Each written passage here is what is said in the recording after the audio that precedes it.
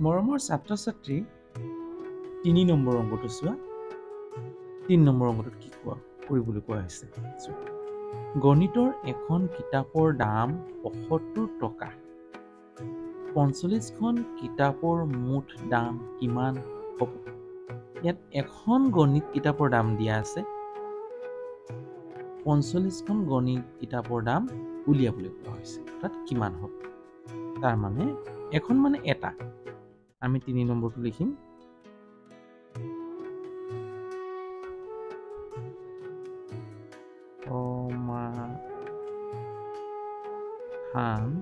কি লিখিম? এখন গণিত কিতাপৰ দাম মানে এখন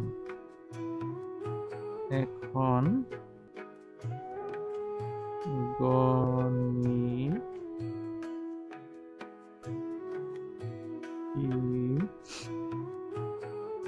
কিতাপৰ দাম কিমান?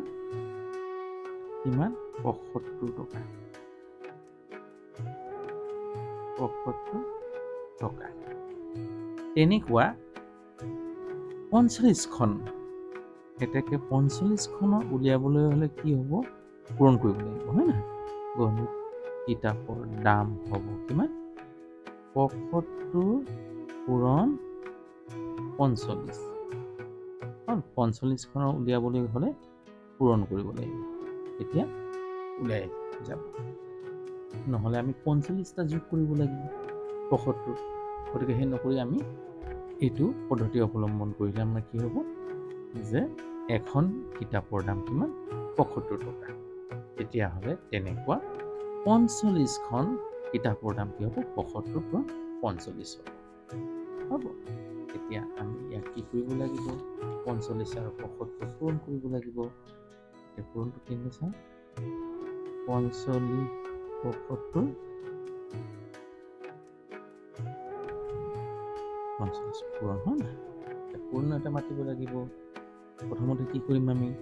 ৫ কৰিম, হয় নাই? ৫ ঘৰতে মানে ৫ × ৫ ৫ দুগুণ ১০ ৫ ৩ গুণ ১৫ ৫ ৪ গুণ ২০ ৫ ৫ গুণ ২৫ ২৫ৰ ৫ বহিব ২ উকলিব, হ'ব। আকৌ কি কৰিম? আকৌ এই ৫ ৭ক পূৰণ কৰিম। তেতিয়াহ'লে ৫ গুণ এটা মাতা। ৫ × ৫ ৫ দুগুণ ১০ ৫ ৩ গুণ ১৫ ৫ ৪ গুণ ২০ ৫ ৬ গুণ ৩০ ৫ ৭ গুণ ৩৫। আকৌ কি উকলিছিলে? ২ উকলিছিলে নে? ৩৫ যে ৩৬ ৩৭। ইয়াত এতিয়া ডাইৰেক্ট গৈ যাব, নকলিব। কিয় নকলিব? যে আকৌ কৰিবলগীয়া নাই, দুটা অংক বিশিষ্ট সংখ্যা। এতিয়া কি কৰিব লাগিব? ইয়াৰ এক ঘৰ এৰি কিনে এতিয়া এইটো ইয়াক কৰিব লাগিব, হয় নাই? ইয়াত এঘৰ কাটি দিয়ে। ৪ ঘৰ এটা মাতা। ৪ × ৪ ৪ দুগুণ ৮ ৪ ৩ গুণ ১২ ৪ ৪ গুণ ১৬ ৪ ৫ গুণ ২০ ২০ৰ ০ বহিব। এই ২ উকলিব, আকৌ বলাই দিলোঁ, হা। তাৰপিছত আকৌ ৪ ঘৰ ৪ আকৌ ইয়াক কৰিব লাগিব। ৪ × ৪ ৪ দুগুণ ৮ ৪ ৩ গুণ ১২ ৪ ৪ গুণ ১৬ ৪ ৫ গুণ ২০ ৪ ৬ গুণ ২৪ ৪ ৭ গুণ ২৮ ২৮ ২ উকলিছিলে নহয় ২৯ ৩০ ৩০। ৫ যোগ কৰিব লাগিব। এতিয়া ০ লগত ৭ যোগ কৰিলে ৭ হ'ব। ৩ লগত ০ যোগ কৰিলে ৩ হ'ব। ৩ কিমান পালোঁ? একক দহক শতক হাজাৰ ৩,৩৭৫। কিমান পালোঁ? ৩,৩৭৫ টকা।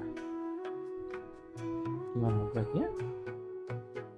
আমি পালোঁ যে ৪৫খন কিতাপৰ দাম হ'ব ৩,৩৭৫ টকা।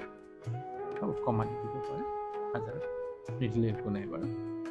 হ'ল, কিমান পালোঁ আমি? ৩,৩৭৫। এইদৰে আমি অংকটো কৰিলোঁ। অৰ্থাৎ এখন কিতাপৰ দাম গম পাই দিয়া আছে, তেতিয়াহ'লে ৪৫খন কিতাপৰ দাম উলিয়াবলৈ হ'লে আমি পূৰণ কৰিব লাগিব দেই। যদি অংকটো বুজাত কোনো অসুবিধা নাই হোৱা, তেতিয়াহ'লে লাইক এটা কৰি দিবা। আৰু যদি ভাল পাইছা তেতিয়াহ'লে লাইক কৰি দিবা আৰু কমেণ্টত জনাবা কেনে পাইছা দেই। যদি মোৰ এই চেনেলত নতুন, তেতিয়াহ'লে চেনেলটো ছাবস্ক্ৰাইব কৰি ল'বা। বেল আইকনটো টিপি দিবা যাতে সময়মতে নটিফিকেশ্যন পাই থাকা। বন্ধুবৰ্গলৈ শ্বেয়াৰ কৰি দিবা। মই এইদৰে তোমালোকৰ ওচৰত নতুন নতুন ভিডিঅ' লৈ আহি থাকিব পাৰোঁ, তোমালোকক শিক্ষা দিব পাৰোঁ, তাৰে আশাৰে আজিলৈ বাই।